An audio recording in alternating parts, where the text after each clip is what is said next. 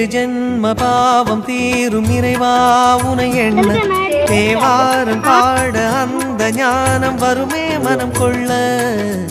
ஆதியான சிவனே சிவஜோதியான சிவனே ஆதியான சிவனே சிவஜோதியான சிவனே.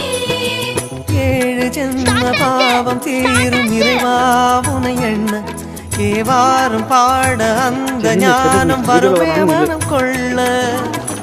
தாழும் நிலை வாராமல் காப்பவன் நீதானே, வாழும் வழி சொல்பவனே வள்ளல் பெருமானே.